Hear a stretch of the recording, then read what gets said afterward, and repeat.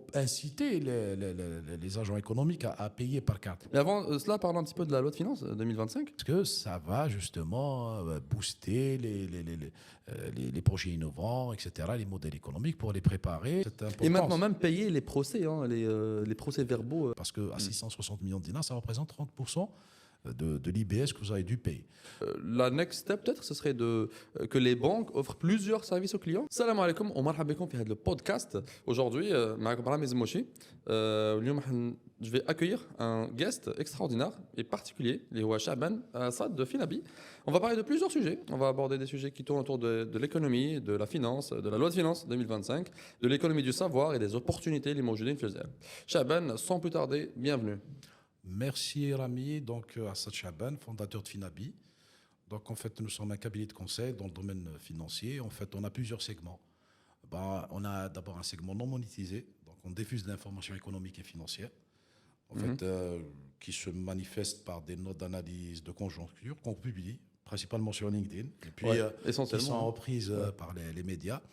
Donc ce segment non monétisé, en fait, son objectif, c'est de faire de l'intelligence économique. Derrière, il y a une lecture macroéconomique des données disponibles selon les bases de données. Dernièrement, elles s'assèchent, malheureusement, mais bon, il y a toujours des données disponibles sur lesquelles on travaille pour faire des diagnostics. On détecte les faiblesses, les forces, qu'elles soient d'un niveau macro ou microéconomique, et qui finissent ensuite par des recommandations qu'on propose. D'ailleurs, dernièrement, on a proposé, concernant la location touristique, qui doit tourner autour de 700 € par personne, qui a été un peu, qui a épousé un peu ensuite ce qui a été décidé par les autorités. On propose, en fait, on a trois domaines de propositions principaux sur lesquels on intervient. Il y a la réforme fiscale qui nécessite d'être plus agressive. Il y a quelques soubresauts, il y a quelques prémices dans cette nouvelle loi de finances, d'ailleurs, qu'on va traiter ensemble. Il y a le secteur public économique que nous jugeons qu'il faut moderniser, éventuellement privatiser partiellement, surtout par rapport à la conjoncture économique actuelle, et surtout, ce qui nous intéresse le plus, d'ailleurs on va rentrer dans le domaine des startups, c'est tout ce qui tourne de la finance alternative. Nous avons des convictions que cette finance, elle va apporter la croissance espérée, surtout le fait qu'elle se mélange, le fait qu'elle épouse l'économie de savoir. Le deuxième sujet, et je partage, on va traiter ensemble. Nos segments monétisés, en fait, on fait beaucoup de diligence, d'évaluation d'entreprise, du conseil financier, bancaire, pour aider nos clients à trouver des solutions. Et enfin, on fait un peu de formation. Donc, on a une école de formation. On organise des séminaires, des conférences. Merci Rami. Je t'en prie. Alors là, je ne peux pas imaginer une meilleure manière de décrire tout ce que vous faites. Merci. Je pense que tu as abordé quand même les sujets que vous abordez, et je pense que c'est très nécessaire.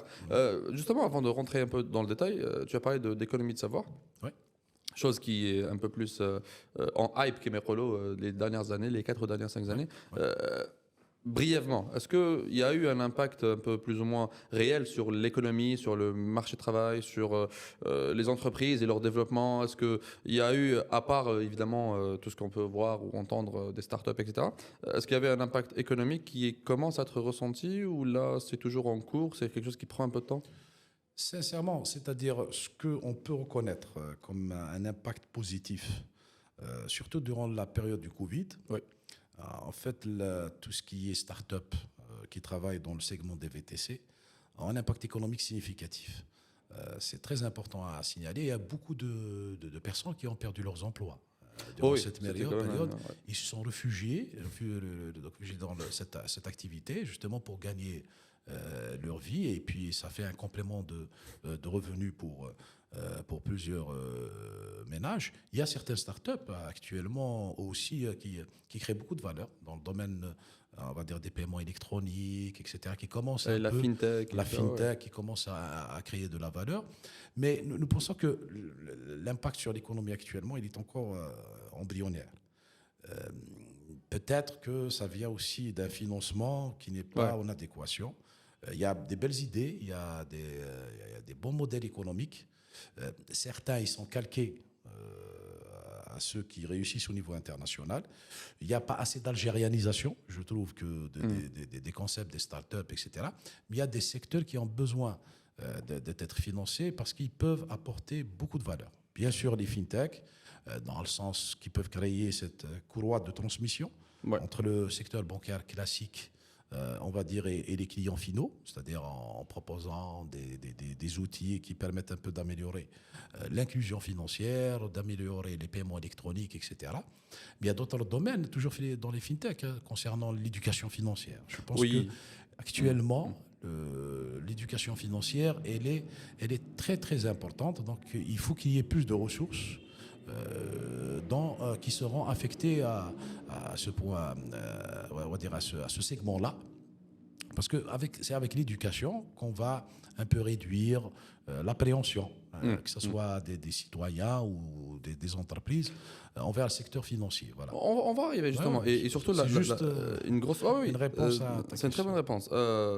Aussi, on va parler du financement et Bien sûr. différentes manières de financement. Mais avant cela, parlons un petit peu de la loi de finances 2025, qui a été quand même depuis.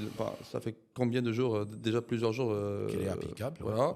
Et tu as déjà fait plusieurs conférences et plusieurs séminaires pour discuter de ça. Et je vais te sortir d'une. Voilà.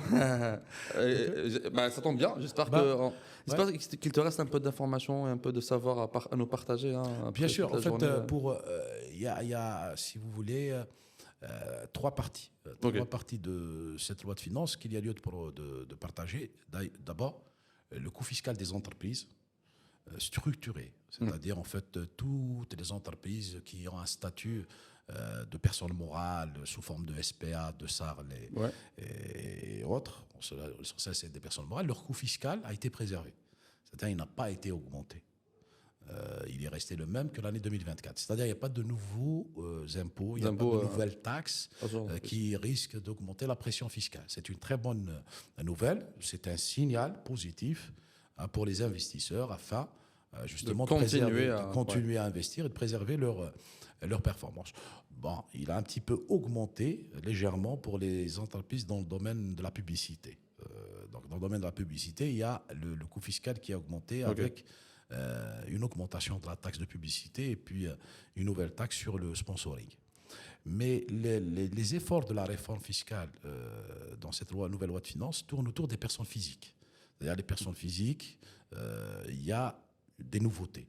D'abord, concernant les personnes physiques qui font du commerce, c'est-à-dire qui ont des registres de commerce de personnes physiques, il y aura plus de contrôle. Qui représente la majorité écrasante des entreprises en Algérie. Oui, dans les 80%. Voilà.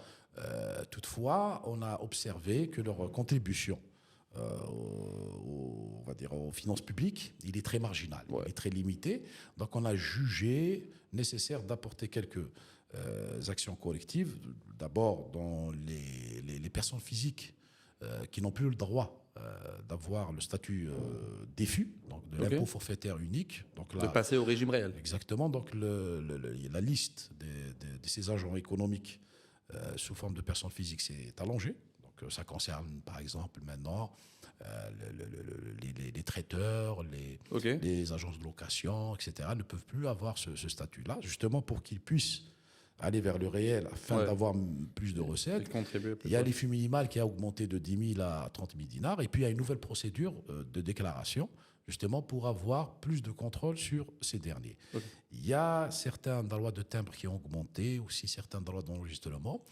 Mais en grosso modo, le coût fiscal des entreprises n'a pas augmenté. La fiscalité supplémentaire sur les personnes physiques est restée raisonnable.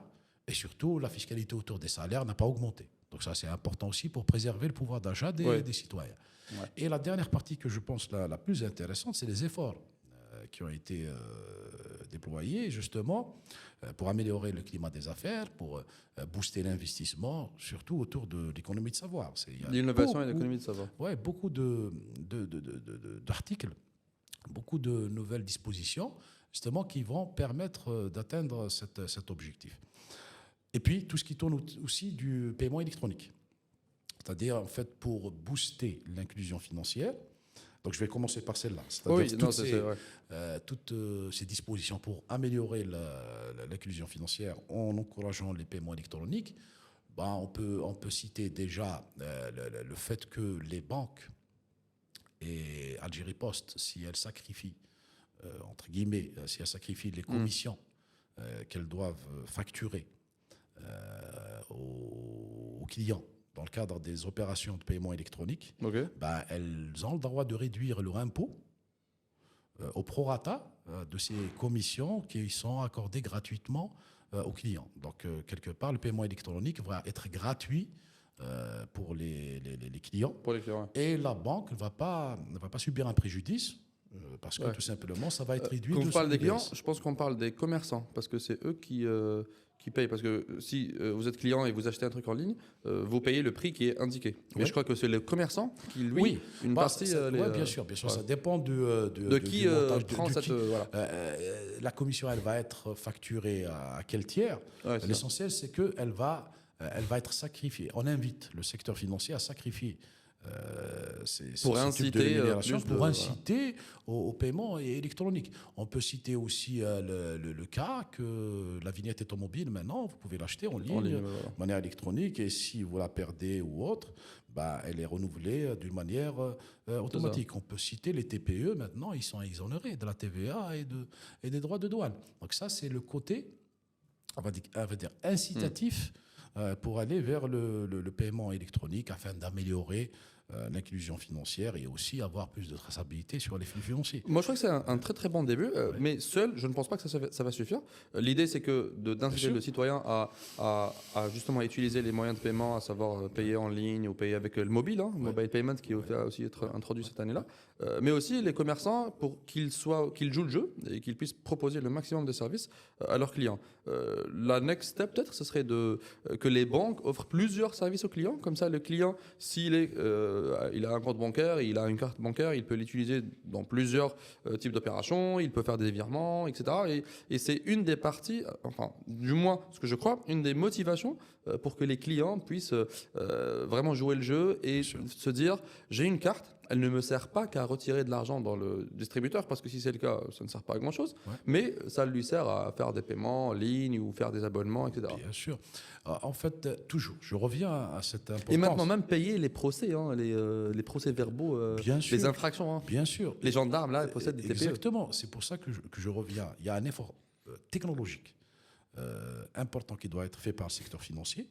Il y a un travail de communication agressive et Nécessaire, continue du secteur financier qui doit être fait, et surtout aussi beaucoup d'éducation financière. Beaucoup d'éducation financière, et pour les citoyens et pour les commerçants, pour les sensibiliser sur l'importance de ce changement de paradigme, c'est-à-dire de ce nouveau passage, de cette transition. Ouais. Et cette éducation financière, elle doit être, si je peux aller plus loin, Ouais. elle doit être faite dans la transparence, dans l'humilité, et expliquer clairement les choses. Bien sûr, les commerçants, ils vont vous sortir l'argument que si leurs recettes apparaissent parce que les TPE, ça va faire que leurs recettes apparaissent. C'est traçable. Eh ben, il faut les sensibiliser sur l'importance de contribuer dans le financement de l'économie, comme étant un geste citoyen, voilà. Et puis que le coût fiscal, surtout pour les personnes physiques, n'est pas significatif. Ils doivent contribuer par rapport à la valeur qu'ils sont en train de créer. Et puis aussi les citoyens, les sensibiliser sur le fait que aller vers ces paiements-là, ça va permettre justement que notre économie sorte un peu de cette sphère informelle vers la sphère informelle. Et surtout, il faut que le secteur financier propose des produits de qualité, à les inciter à les utiliser avec des avantages, éventuellement des réductions. Par exemple, il faut réfléchir à ce que les consommateurs, s'ils vont vers l'utilisation des moyens électroniques, les prix d'achat des différents sont produits un peu moins chers, par exemple. Un peu moins chers. Donc, je crois que c'est déjà le cas pour le timbre là, de 1% ou 2%, vous économisez si vous payez. Oui, c'est clair, mais la problématique, c'est lorsque vous achetez dans une entreprise structurée. C'est-à-dire, quand vous achetez dans une entreprise structurée comme un hypermarché ou les magasins internationaux, où vous allez vers Sonelgaz, c'est clair. Lorsque vous payez par carte, vous allez économiser le timbre. Qui a été d'ailleurs augmenté sciemment pour inciter les agents économiques à payer par carte. Mais quand vous êtes devant un commerçant qui est pas Le commerçant du structuré, coin, le commerçant voilà, du quartier. le Voilà. commerçant du coin, il est soumis à l'IFU. Donc, il n'est pas concerné par le timbre, Voilà. Rami. Donc, ce n'est pas un argument. Donc, c'est plutôt un travail sur les prix. C'est-à-dire, dans le sens où si vous payez d'une manière électronique, ça va vous réduire le coût du panier. Exact. Ouais. Peut-être avec les commerçants, on ne peut pas le faire. Je reviens justement à l'autre solution, d'aller de plus en plus vers la grande distribution. S'il y avait de plus en plus d'hypermarchés et de supermarchés en Algérie, aussi une de nos obsessions au niveau de Finabi, c'est-à-dire imagine qu'il y a beaucoup d'hypermarchés, beaucoup de supermarchés, et ben eux, justement, ils peuvent aller vers ce genre de solution, proposer, d'incitation, proposer des remises hein, si vous payez via la carte.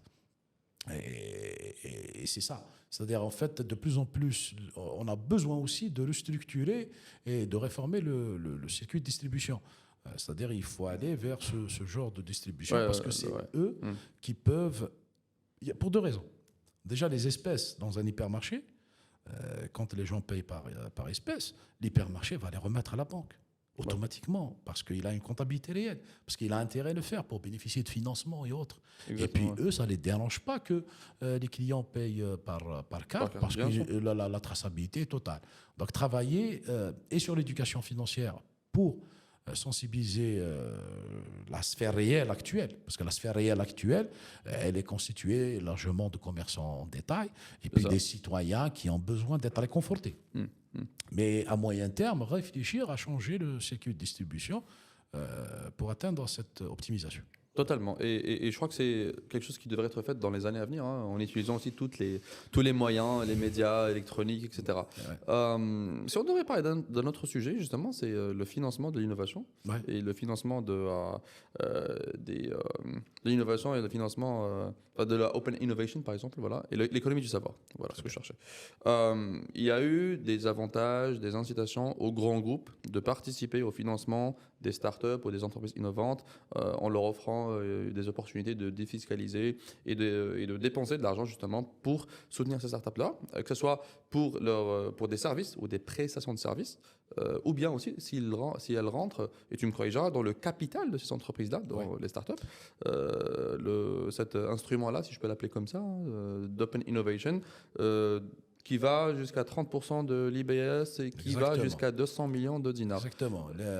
Pour revenir un peu, je vais, c'est-à-dire tout ce qui a été pris comme décision, donc codifié dans la loi de finances 2025 pour encourager l'investissement et autres. Donc je vais parler par strate, on va dire des activités qui sont éloignées de l'économie de savoir, et je vais arriver à cela. Donc il y a d'abord, par exemple, pour l'activité de pêche. Donc il y a une exonération permanente d'IBS et d'IRG pour booster justement la production des produits de la mer, parce qu'actuellement les prix sont élevés pour un peu lutter contre l'inflation. Il y a les régions d'ombre, ce qu'on appelle Manatiq Dhil. Donc on continue à accorder des avantages fiscaux significatifs à hauteur de 50% sur l'IBS et l'IRG, toujours pour encourager l'investissement dans ces régions-là. Concernant l'économie de savoir, donc il y a deux grandes on va dire, dispositions. La première, ça concerne les incubateurs. Donc en 2022, dans la loi de finances 2022, ils avaient la possibilité d'être exonérés de l'IBS ou de l'IRG pendant 2 ans, avec une année renouvelable. Maintenant, ça a été reconduit encore avec 2 ans de plus. Donc, ils ont encore 2 ans plus d'exonération. C'est très bien, parce que les incubateurs, ils sont très, très importants dans l'écosystème. Comme tu le maîtrises beaucoup mieux que moi. Je peux en parler. Parce que ça va justement booster les projets innovants, etc., les modèles économiques, pour les préparer vers un niveau de maturité suffisant pour lever plus de fonds. Celle que je trouve la plus significative, c'est les fameux 200 millions de dinars de laquelle tu es en train de te parler. C'est-à-dire, en fait, la deuxième disposition, en fait, lorsque une entreprise investit dans la recherche et le développement, soit en propre, soit en interne, hein. Ça peut être Oui.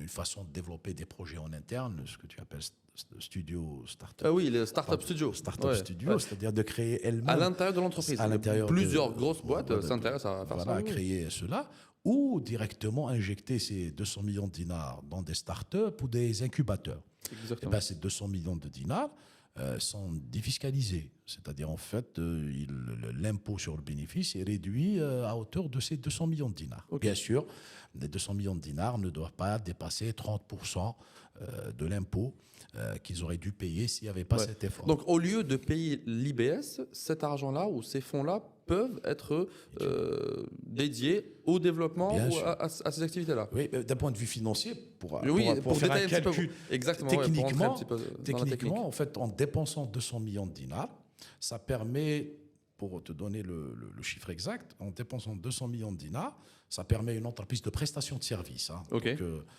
pour une entreprise de prestation de services, d'économiser jusqu'à 52 millions de dinars d'IBS. C'est ça, ouais. Voilà, en faisant une petite moulinette de calcul. Mm.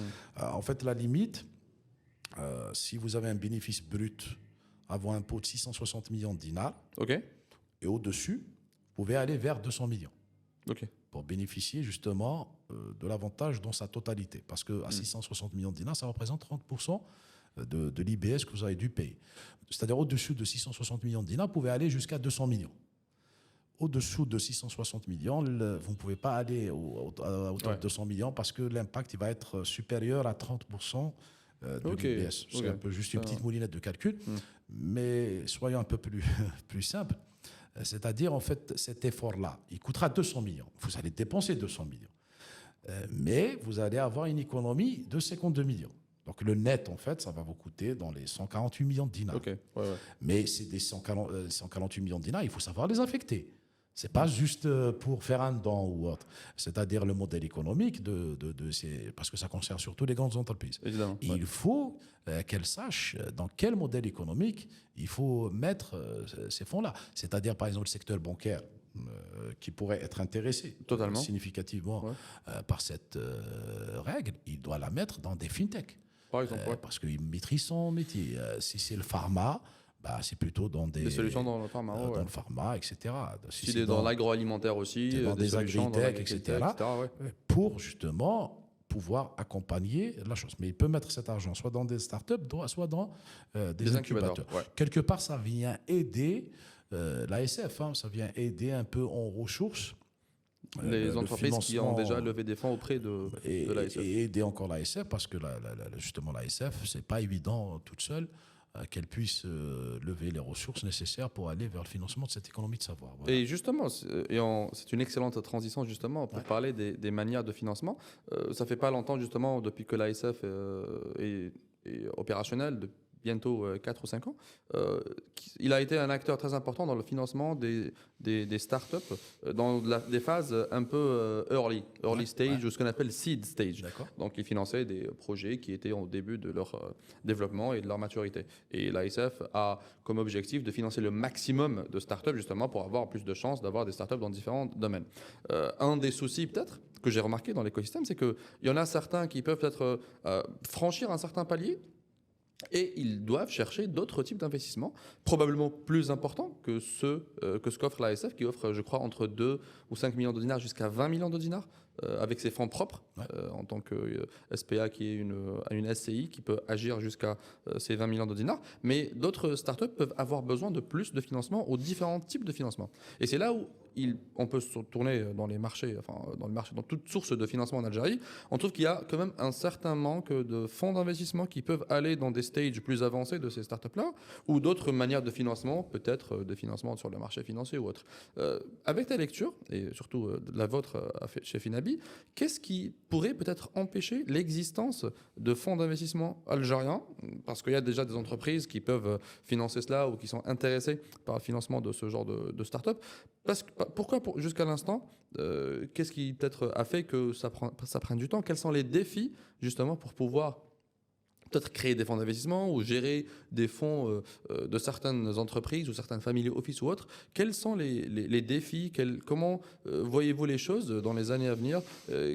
À quoi ressemblerait peut-être l'écosystème de financement de l'innovation en général et peut-être de financement en particulier et le financement des entreprises en général en Algérie. Rami, écoute, bon, c'est vrai que dernièrement, c'est-à-dire pour préciser que dernièrement, on a été reconnu comme étant promoteur de bourse Ouais. D'ailleurs, félicitations. par la COSOB. Voilà, donc, pardon. Félicitations. Merci Rami, merci Foucault. Donc en fait, là, sur le fait d'inviter les startups d'aller vers le marché boursier, notre avis est mitigé. Oui. C'est-à-dire- J'ai pas encore parlé de bourse. J'ai Ouais, dit. ouais, c'est-à-dire parce que tu commences par ça. Oui, c'est-à-dire Ok. actuellement, c'est un peu la logique. Ok. C'est-à-dire la logique actuelle, c'est que le fait qu'ASF couvre juste la première phase de Exactement. développement de la start-up, et surtout elle est limitée par les tickets voilà, d'investissement, donc la solution d'aller vers la bourse, c'est une solution, mais nous ne jugeons pas que c'est une solution optimale.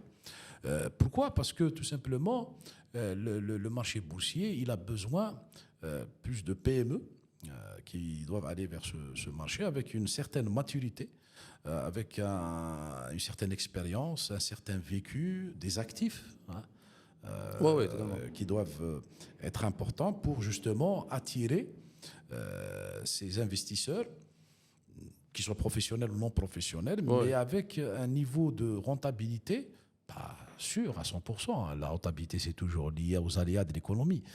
Mais ça offre quand même une certaine sécurité sur un rendement suffisant pour justement satisfaire cette volonté d'investissement, surtout je pense aux investisseurs non professionnels qui ont un niveau d'éducation financière moyen, pour ne pas dire faible. Justement, c'est pour ça que j'insiste sur cette éducation. Non, pour la bourse, je suis d'accord. Hein. Concernant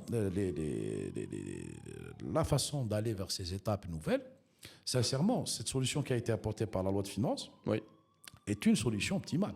Ces fameux 200 millions de dinars. Donc, 200 millions de dinars, il y a des entreprises algériennes importantes qui ont des bénéfices suffisants pour aller vers ces 200 millions de dinars. Donc peut-être il y en a un millier, il faut faire le décompte. Hein. Ah ouais, je t'invite à le faire, hein. C'est toi qui connais. Ouais, mais c'est de l'information financière non monétisée. Il n'y a pas un budget, hein, il faut chercher.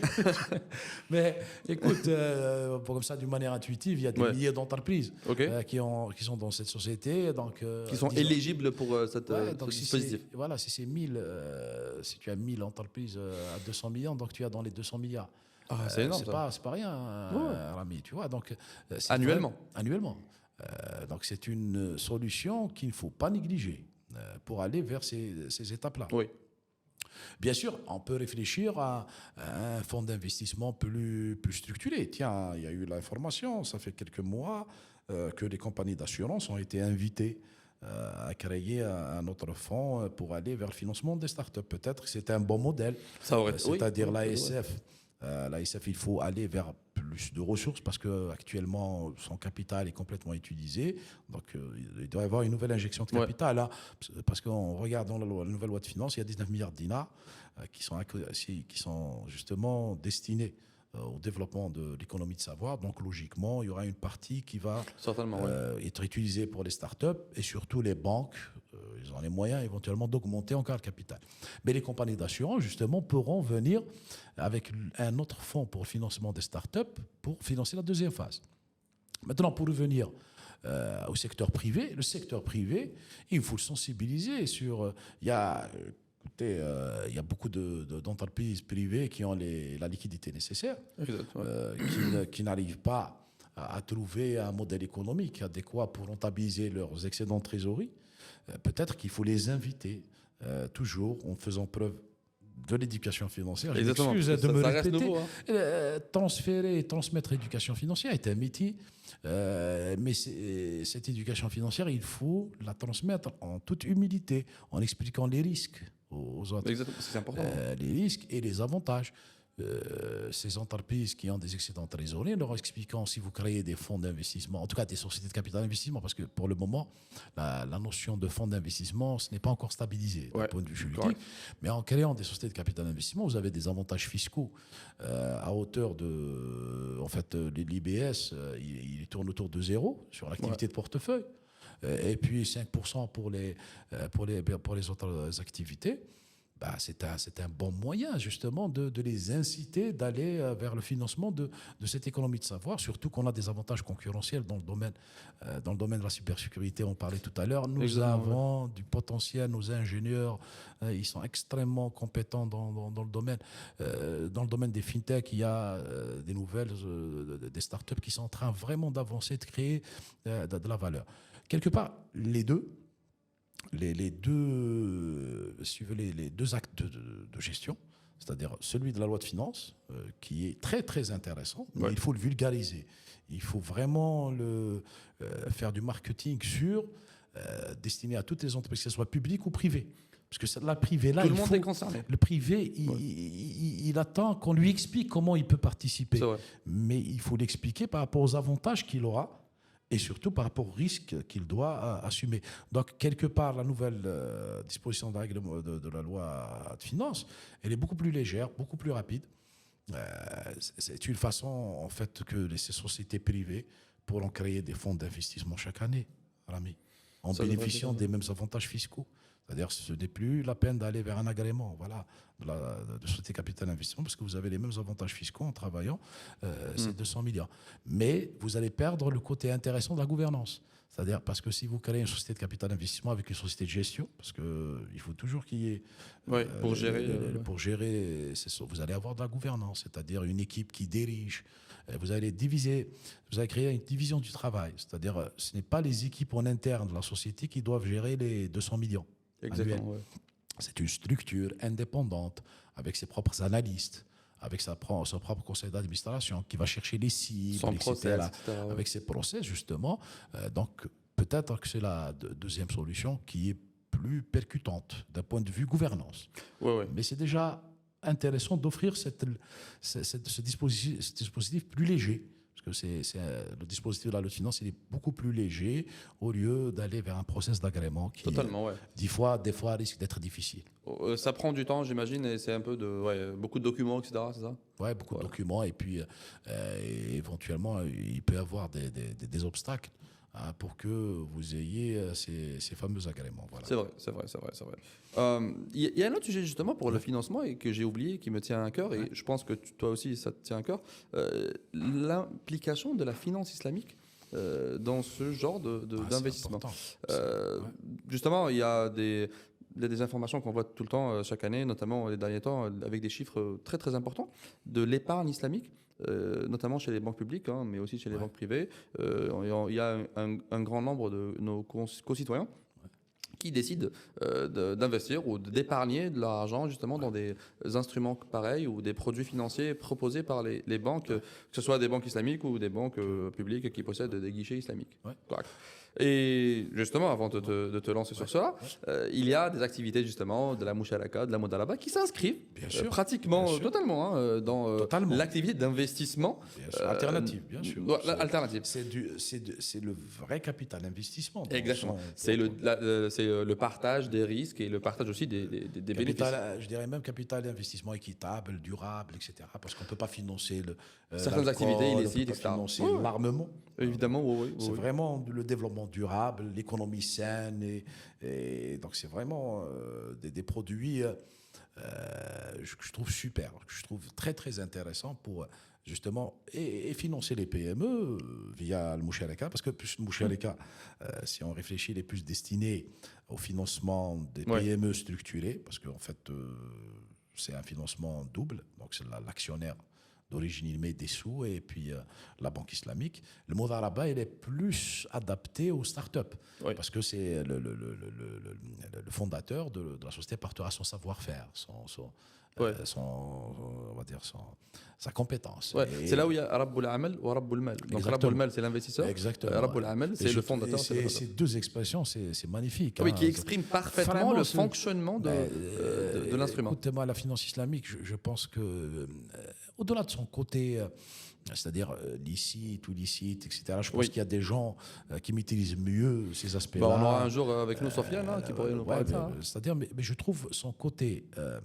éducatif, son côté améliorant l'inclusion financière, mais extraordinaire, parce que ça permet à des personnes, pour des raisons de conviction religieuse, d'être bancarisées je ne cesse de dire clairement, ne cherchez pas à ce que derrière, par exemple, un produit comme le Moucharaka, que Hamish al-Ribh ressemble à de l'intérêt ou autre. Ouais. Je dis aux gens, que ce soit des entreprises ou des particuliers, je leur dis, écoutez, il y a des gens dans le métier et la religion, ils ont réfléchi, ils ont étudié ces problématiques-là, ils vous disent que c'est permis, c'est autorisé.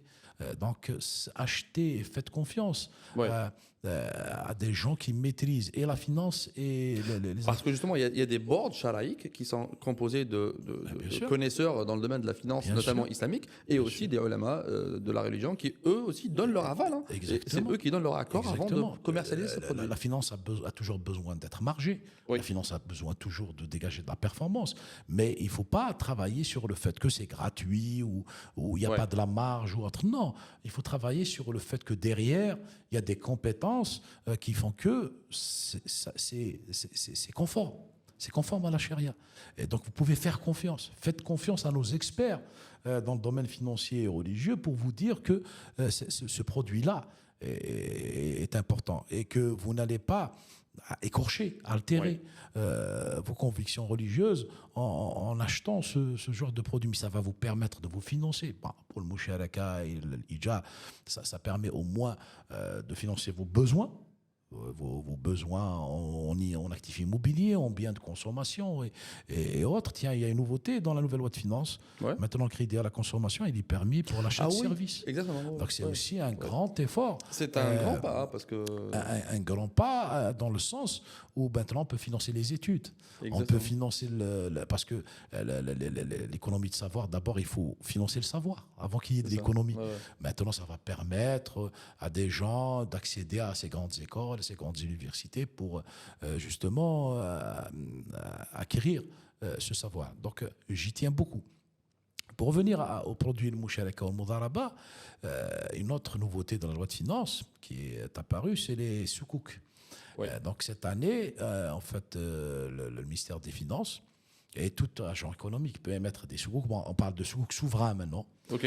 Donc ils vont être. C'est l'équivalent des obligations souveraines, c'est ça? Oui, c'est l'équivalent des bons trésors. Voilà. Ok, Donc voilà, les des bons soukouk, ça va trésors. être comme des bons trésors, mais qui vont être. Donc c'est des bons trésors reconnus et, comme étant des produits islamiques. C'est-à-dire en fait le rendement que ça sécrète, le rendement que ça génère, il n'est pas sous forme d'intérêt, il est sous forme de marge. Pourquoi le produit des soukouk. C'est des produits qui font de l'argent, quoi. C'est des produits ouais. rentables. Exactement. C'est-à-dire celui qui encaisse ses ressources, c'est-à-dire l'État, pour les soukouk souverains, il doit les mettre dans des projets qui créent de la valeur. Donc, sur la base de cette valeur, on va payer le rendement des détenteurs de ces soukouk. Sincèrement, pour toujours garder notre objectivité, Correct. ces soukouk, c'est une solution intéressante, mais qui risque encore Pourquoi ? Je t'explique. C'est-à-dire, en fait, actuellement, qu'est-ce qui s'est passé pour parler de la finance islamique? Soyons techniques. En fait, les ressources sont caissées, donc plusieurs centaines de milliards de dinars. Donc ça doit tourner autour de 1000 milliards de dinars pour la fin de l'année 2023. 2024, on n'a pas encore le chiffre parce qu'il n'y a pas encore le rapport annuel de la BA. En fait, donc ces ressources, il y a une partie qui a été utilisée. Tu parles des ressources des finances islamiques. Qu'elles soient privées ou qui viennent des fenêtres finances islamiques du secteur. Oui, et ça va, je pense, dans les 800 milliards. 800 milliards. Ça a augmenté c'est-à-dire par rapport à l'information qu'on avait en 2024, ça tourne autour de 1000 milliards de dinars. Ok. Voilà. Quelque part, les chiffres ne sont pas importants dans cette analyse. C'est juste l'aspect financier qui est important. Pas de problème. Une partie a été utilisée sous forme de moucharaka, le mudaraba. C'est un peu le but. Oui. Et aussi le financement, comment on appelle ça le financement des trucs, des choses. Non, il y a Moucharaka, il y a Mudaraba, il y a aussi le Murabaha. Voilà, la Murabaha. Le Murabaha, oui, je sais. Les deux produits phares, exactement, c'est le Murabaha ou l'Ija. Exactement, ça c'est qui existe déjà. Ça existe déjà. Il y a une partie aussi qui sont utilisées dans l'autre produit qui finance la trésorerie. Ah oui, on appelle ça Salam. C'est un produit il y a Salam aussi qui fonctionne parce qu'il finance la trésorerie. Mais les banques islamiques ou les fenêtres islamiques des banques publiques, des banques privées aussi, n'arrivent pas à transiger n'arrive pas à être efficace concernant le musharaka et le mudaraba. Je ne sais pas si elles le font. Je crois qu'une Très timidement. Ouais, C'est notre métier, Rami. Oui, bien sûr. C'est notre métier. Ouais. C'est-à-dire le banquier, son métier, c'est de faire du crédit. C'est ça. Il ne peut pas faire de l'investissement en capital risque, par Je exemple. suis banquier d'origine. Ouais. Donc, à l'origine, dans notre formation, notre ADN, on va dire intellectuel, c'est qu'on nous invite à mesurer le risque, à recueillir des garanties, à faire, Des collatéraux, à faire un scoring, à faire une notation de nos clients pour justement leur faire confiance et leur donner un crédit, c'est-à-dire qui s'appelle revient. Et en échéance, Ouais. sous forme principale et en intérêt. Ouais. Donc, le risque, il est mesuré, mais il est couvert par des outils qu'on a appris à maîtriser. Mais là, quand on fait le mudaraba ou le musharaka, on est dans un autre monde. L'ADN, c'est de la finance alternative, c'est du capital investissement. C'est vrai. Donc, les banquiers qui sont chargés de vendre tous ces produits-là, on ne va pas dire qu'ils n'ont pas les compétences. Non, ils n'ont pas cette culture. C'est exactement ça. Parce que, en fait, c'est une question de culture. Je m'explique. Par exemple, les banquiers, le banquier, comment il réfléchit? En finançant un agent économique, en recueillant la garantie, il pense que son risque est maîtrisé. Bien sûr, il y a une étude financière derrière et tout. Mais le capital investisseur, celui qui fait de la finance alternative, il a une meilleure garantie, en fait. Mais c'est culturel. Il faut changer de culture. Je m'explique. En rentrant dans le capital d'une entreprise, bien sûr, vous passez toujours par un process de sélection.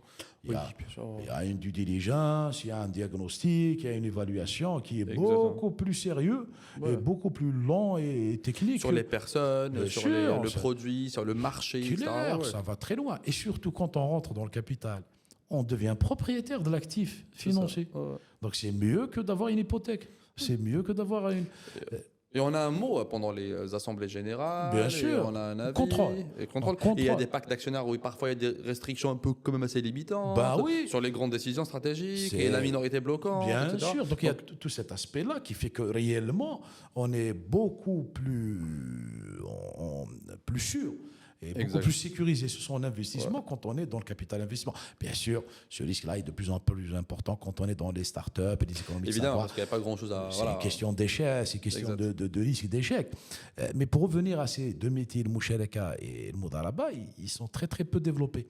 D'ailleurs, l'une des propositions qu'on a faites, je ne sais pas si tu te souviens, Rami, bien ça sûr fait que je me souviens. quelques mois, on a dit pourquoi ne pas créer un fonds d'investissement islamique dans lequel toutes les banques, qu'elles soient privées, pourraient être actionnaires via les ressources qu'ils ont récoltées via cette finance islamique, isoler le métier dans un fonds, mettre les gens qui ont cet ADN et aller de l'avant. Confier cela à une société de gestion ou bien confier sûr, cela à une équipe, évidemment. Bien sûr, avec une équipe, etc. Donc, ces sous-coups-là qui ont été imaginés, qui sont très bien pour éventuellement financer les besoins de l'État. Mais il y a le risque que ces ressources qui étaient disponibles vont toutes être dirigées vers les sous-coups. Tu crois? Le risque est significatif. Ah ouais, bah ça. Parce que c'est normal. Parce qu'en finançant les sous-coups, le risque est moindre. Je vais acheter. Donc c'est ça le problème. Donc on va se retrouver toujours. J'ai pas vu ça comme ça. Oui, toujours on va se retrouver avec le même problème. Au lieu de financer l'économie, on financera. On financera le budget de l'État. Certes, le budget de l'État, il y a des raisons pour lesquelles il y a un besoin de financement important. Parce qu'en fait, le déficit budgétaire de l'année 2025, 2026 et 2027 tourne autour de 8 000 milliards chaque année. Il y a des raisons économiques qui sont liées aux décisions qui sont importantes, comme le fait d'avoir augmenté les salaires, parce que le pouvoir d'achat s'est érodé. Il y a l'allocation chômage aussi qui est quand même importante pour assurer une certaine dignité pour notre jeunesse. Donc ce déficit-là, c'est vrai qu'il faut le financer. Mais quelque part, prendre toutes ces ressources qui ont été dégagées par la finance islamique exclusivement. Au Sukuk, ça ne serait pas vraiment une action très bénéfique pour l'économie réelle, c'est ce que tu dis. Oui, il y a aussi un risque que le financement de l'économie réelle, durant les 3 prochaines années, va être marginal. C'est pour ça qu'on propose d'autres solutions et une réflexion plus poussée C'est pour ça qu'on a proposé dans d'autres notes d'analyse, pourquoi ne pas réfléchir à privatiser le secteur public. Oui. Parce que Je crois que c'est déjà le cas un peu avec quelques Pardon entreprises publiques. C'est déjà un peu le cas, la Ouais, tendance à... c'est ça la tendance. La Ouais. tendance avec le CPA qui a été privatisé, mais il est allé vers le financement budget d'État. Ouais. C'est-à-dire de changer, d'aller vers ce nouveau paradigme, c'est-à-dire les ressources qui seront récoltées par une privatisation partielle du secteur public Oui. vont servir à financer l'économie réelle. Ouais. Pourquoi ne pas aussi réfléchir à financer les parties qui sont, les projets qui sont en instance au niveau de API aussi. Il y a 4 000 milliards de dinars au niveau d'API. Il faut bien les financer.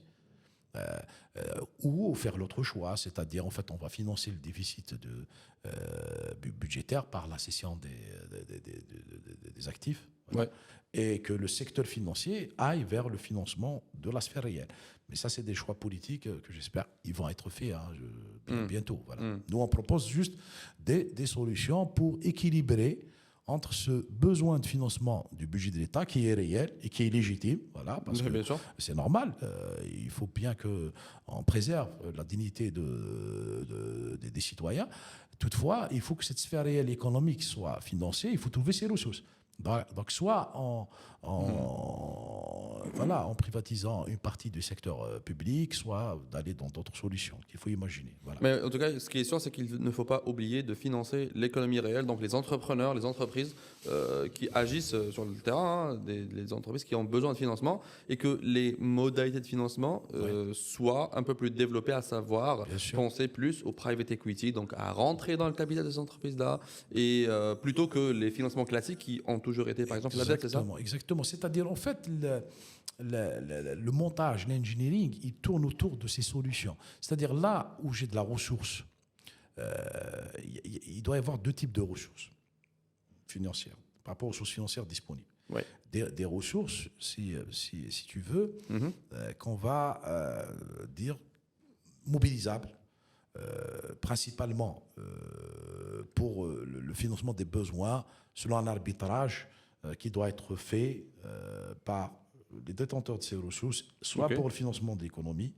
soit pour le financement du budget de l'État. Mais il doit y avoir des ressources alternatives, on va dire officielles, indépendantes, qui seront clairement définies pour financer l'économie réelle. Je m'explique. Techniquement, c'est un peu le cas avec les SCI disponibles, là. Les fonds d'investissement qu'on connaît, là, les Ecosia, Al Jazair Istithmar, Finalep et compagnie. C'est un peu cette idée. C'est le but quand on les a créés, c'est ça ? Qui ont été faites généralement par des banques. Hein. Oui, mais c'est-à-dire, oui, c'est l'idée. L'idée, c'est de développer justement le financement par l'equity. Parce que le financement du capital, il a plusieurs avantages. Déjà, l'avantage, en fait, ça va réduire l'endettement de l'entreprise. Au contraire, c'est-à-dire, il y a des entreprises qui doivent lever de la dette, mais ils n'ont pas assez de capital. Donc, quand ils vont vers l'equity, ça permettra de lever de l'endettement. Il y a des observations, il y a des études empiriques qui ont été faites. Les entreprises qui sont financées par le capital réussissent mieux que les entreprises qui ont été financées. Parce qu'il n'y a pas que l'argent, il y a aussi l'accompagnement des fonds derrière. Il y a beaucoup de choses. Bien sûr, mais pour venir à ces deux ressources-là, c'est-à-dire on doit diviser les ressources entre des ressources, on va dire, classiques, qui sont destinées au financement selon l'arbitrage. Voilà, mais il faut réfléchir à dégager des ressources purement destinées à financer la sphère réelle. Et la meilleure façon de dégager ces ressources, c'est de développer d'une manière exponentielle les fonds d'investissement, qu'ils soient publics ou privés. Réfléchir, par exemple, nous, on a étudié la problématique de la loi de finances. La LOF, la loi organique des lois de finances de 2018, invitait à ce que le nombre de cas soit réduit. Les cas, c'est les comptes d'affectation spéciale. C'est quoi cette notion de compte d'affectation spéciale ? En fait, il y a des besoins de financement au niveau de l'État qu'on ne peut pas financer, en tout cas, ce n'est pas une manière optimale de financer directement via le budget. Donc, on crée ces comptes d'affectation spéciale pour justement mobiliser cette ressource pour financer ce besoin précis. Je te donne quelques exemples de CAS. Par exemple, il y a un CAS pour la communauté étrangère, la communauté algérienne installée à l'étranger.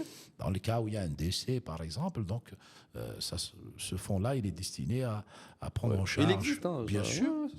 Il y a un fonds de lutte contre le cancer, il y a un fonds contre les calamités naturelles, etc. Comment nous voyons les choses ? C'est-à-dire, il faut réfléchir à partir de l'année 2026, Inch'Allah, parce que 2025, maintenant, les choses Sans clair, hein, voilà, de réfléchir toujours à ce que ces ressources ciblées au Mm. niveau de la finance publique, de les transformer sous forme de fonds d'investissement. Hmm. Je m'explique. Je m'explique rapidement. Oui, bien sûr. Tu prends par exemple la problématique climatique, Mhm. qui est importante à financer Ouais. pour atteindre les objectifs d'atténuation et d'adaptation concernant les effets sur l'environnement. Pourquoi ne pas créer un fonds d'investissement destiné au climat comme le fonds d'investissement, comme l'ASF, pour financer Ouais. les startups? En créant un fonds d'investissement, on ne va pas lui donner le statut de casse. Bah, ça va améliorer la gouvernance. Il y aura un conseil d'administration, il y aura un directeur général, il y aura des analystes qui travaillent à l'intérieur pour cibler. Il y aura une réglementation, une régulation. Exactement. Donc ça permettra d'améliorer et d'optimiser l'utilisation de ces ressources dans la sphère réelle. Ça va être indépendant de la finance publique. Oui. Ça va aller vers la finance privée quelque part. Voilà. Et c'est ce qu'il faut. Bien sûr, c'est ce qu'il faut. Et d'avoir plusieurs types de fonds dans plusieurs secteurs aussi. Oui, ça c'est des exemples du Ouais. secteur public. Dans le secteur privé, je continue à défendre l'idée. Il faut les inviter à créer ces fonds justement pour aller vers le financement de la sphère réelle. C'est pour ça qu'on a proposé que Sonatrach crée son fonds d'investissement. Et ça a été un Pour peu fait. ça a été approuvé ensuite Ouais, dernièrement. et qui a été maintenant, je crois, géré par l'ASF. Oui, c'est ce qui a été annoncé Oui. dans l'aspect opérationnel. Nous n'avons pas assez d'informations. C'est C'est cette vrai. idée-là. C'est-à-dire, oui, pour cette phase transitoire où le budget, où il y a le déficit, à essayer de créer l'équilibre, financer la sphère réelle, mais aussi ne pas oublier le déficit budgétaire. Mais il faut avoir de la finance, des ressources alternatives, comme ces casses-là qu'il faut transformer en fonds d'investissement, comme le fait d'inviter le secteur privé à créer ses propres fonds. Pourquoi aussi ne pas réfléchir à cette cession qui va venir, ces ressources qui vont venir de la cession du secteur public économique, d'une partie en tous les cas, Une moins partie stratégique de ces. Ouais, bien sûr. possible, Pas de tout, les mettre dans un fonds d'investissement qui pourrait public lui servir. important. On peut même aller plus loin, bien sûr. Pourquoi ne pas réfléchir à l'allocation chômage là, qui est donnée chaque année, Oui. qui a bien sûr son avantage, qu'il y ait qu'on redonne de la dignité à notre jeunesse. Mais peut-être, c'est plus de 450 milliards de dinars annuels. Hein. Ok. Donc Ouais. c'est de la ressource importante. Juste, il faut changer de paradigme et chercher cette dignité différemment, d'aller vers un fonds d'investissement destiné aux PME, c'est 450 milliards de dinars annuels. Ouais. Avec un modèle économique très simple, 2000 entreprises chaque année, 2000 PME chaque année, Ouais. avec un objectif pour chaque PME où il y a reçu un mix avec tes startups. Hein. Donc tu peux Ouais, bien t'amuser. sûr, l'une en Amuse-toi Ouais, par ouais, rapport à bah, tes objectifs. t'inquiète. On mixe et chaque entité créée doit recruter 100 personnes. Imagine, donc Oui. on aura 200 000 emplois et l'emploi est quelque part une dignité superbe à donner. C'est beaucoup mieux que de donner une allocation chômage. Donc c'est cette engineering, c'est cette réflexion que nous essayons de défendre. On a assez parlé justement du public et de la nécessité justement de prendre ces avantages-là. Et je crois qu'avec ça, on va finir. Même, tu as parlé à plusieurs reprises que les privés aussi devraient penser à créer leur propre fonds d'investissement ou du moins être des participants ou des actionnaires des fonds d'investissement. Avec ton expérience, tu as eu la chance peut-être de voir des gens comme ça ou qui s'intéressent ou qui pourraient s'intéresser. Ce que je peux savoir ou ce que je peux deviner, et à toi de me corriger, que peut-être il y a une certaine réticence de la part des privés qui possèdent des entreprises qui ont des excédents de trésorerie, mais qui ne jouent pas trop le jeu, parce que justement l'éducation financière, elle manque un petit peu pour s'intéresser à certains types d'investissements, à savoir même de la private equity. Hein. J'imagine qu'il y a des entreprises qui souhaitent racheter d'autres entreprises ou qui souhaitent investir dans d'autres entreprises. Comment vois-tu la solution ou du moins le changement de cette situation-là pour qu'ils puissent jouer plus le jeu? Est-ce que c'est juste fiscal? Est-ce que c'est juste de la culture? Quels sont les défis? Sincèrement, Rami, je vais être honnête avec toi. Il faut bien. Totalement C'est le transparent but. avec toi. Ouais. J'ai eu l'occasion, par rapport à nos clients, nos prospects, etc., de discuter souvent de ces problématiques financières et économiques. Et à chaque fois, quand on explique le texte juridique inhérent aux sociétés de capital d'investissement, les fonds, Ouais. et les avantages fiscaux que ça donne, et surtout les gains en gouvernance divisés. C'est-à-dire avoir Une exposition une- très réduite, parce que ouais, c'est ça? non, c'est-à-dire en fait d'avoir une structure C'est ça, exclusivement destinée à financer les projets. C'est sûr. Avec ses équipes, avec sa gouvernance, etc. Et séparé avec le métier industriel, Ou de autre ces qui groupes se peut familiaux être. ou Ouais, ouais, autres, etc. Mais les gens, ils sont ébahis, ils sont extrêmement intéressés. C'est juste l'information n'est pas arrivée à eux. Hmm. Ouais, je comprends. Hein. Je t'assure, mais je partage avec toi vraiment une expérience vécue. Mm. Là où on va vers des entreprises qui ont cette situation des excédents de trésorerie, quand on explique les choses clairement, et bien sûr, en leur expliquant les risques, comme on dit, et Oui. l'intérêt, mais ils sont intéressés, mais ils ont besoin d'être accompagnés pour ce process, mais peut-être qu'il faut réfléchir un peu à lever les obstacles bureaucratiques, éventuellement le process d'accéder à ces métiers-là, il faut les rendre plus légers. Parce que ce qui compte, c'est celui qui a les ressources, c'est pas celui qui pond les textes. C'est ça. C'est ça, c'est ça. Et en tout cas, je crois que si ça arrive dans les années à venir, ça pourrait réellement contribuer au développement de l'écosystème de l'innovation d'un côté Ah oui. et aussi de toutes les PME. Hein. Les États-Unis se sont développés avec le capital investissement. Et presque, oui. Oui, 40% des emplois créés en France sont créés par des sociétés qui ont été financées par des sociétés de capital investissement. Tu peux retrouver les chiffres dans les derniers rapports publiés par l'association des sociétés de capital investissement françaises. Donc, leur participation dans la création d'emplois. Pourquoi? Parce que c'est les perles qu'on finance. C'est-à-dire on choisit les sociétés ou les startups Ouais. selon leur modèle économique, Ouais. selon la Même si une robustesse. grande partie, par exemple, Bien sûr. ne réussissent pas, mais ceux qui Normal. réussissent, c'est les Mais, champions. bien sûr, en fait, d'un point de vue financier, le fait que tu en parles, il faut un peu faire de Ouais. l'éducation financière. Ouais. Tu prends sur son start-up, à chaque fois, c'est quoi le ratio? Des fois, on vous dit 80% ne Oui, on réussissent dit pas. 80% Ouais, qui ne j'arrive. finissent pas les 3 ans, truc du C'est ça, genre. Ouais. c'est ça. Mais en fait, pour un investisseur alternatif, c'est un critère de risque qui n'a pas d'importance pour lui. Je m'explique. C'est vrai qu'il va mettre des tickets. Allez, on va être imaginatif. Donc, il va mettre des tickets sur son entreprise. Allez, Ouais. on va dire de 10 000 dollars ou, allez, parlons de la monnaie nationale, C'est ça. 10 millions de dinars Ouais. sur son cible. 80 vont disparaître. Donc, il va perdre dans 80 millions de dinars, plutôt 800 millions. Ouais. D'accord. Mais les 20% vont réussir. Les 20% ils vont réussir avec le niveau exponentiel d'augmentation d'activité qu'ils vont Exactement. connaître. Il va générer une rentabilité suffisante pour compenser ses pertes sur les C'est 80%. exactement le fonctionnement. Donc, c'est sur le financement, on va dire, du capital risque. Sur le capital risque, c'est comme ça qu'il fonctionne. Et pour les PME qu'ils accompagnent, etc., il peut y avoir des échecs, mais c'est des entreprises généralement très, très robustes. Il y a Oui. une sélection importante qui crée de l'emploi, qui crée de la richesse. Et justement, c'est pour ça que nous pensons et nous estimons que c'est cette finance qui va créer cette valeur qu'on escompte et de créer le développement de notre pays. Voilà. Et je suis totalement d'accord avec ça. Et je crois et j'espère, hein, qu'il y aurait plus Inch'Allah. de gens qui s'intéressent à ça. Je crois que nous sommes arrivés à la fin. On a fait une merci, belle Rami. heure qui est passée très Tu as rapidement. été inspirant, Rami. C'est le but, hein, qu'est-ce que tu Voilà, crois? donc je te Bah écoute, et ce n'est je que te la première remercie. fois. Inch'Allah, Ah, Inch'Allah, on aura d'autres occasions pour parler de sujets, de sujets différents. d'aller Plaisir. plus profondément dans d'autres sujets. Merci encore une fois. Merci, Rami. Et À la vous, prochaine. merci pour votre écoute. J'espère vous revoir dans une autre fois. N'hésitez pas à nous poser des questions ou à donner vos remarques et vos avis sur ce qu'on a dit. Hein. Et on donnera rendez-vous à la prochaine fois. Merci et au revoir.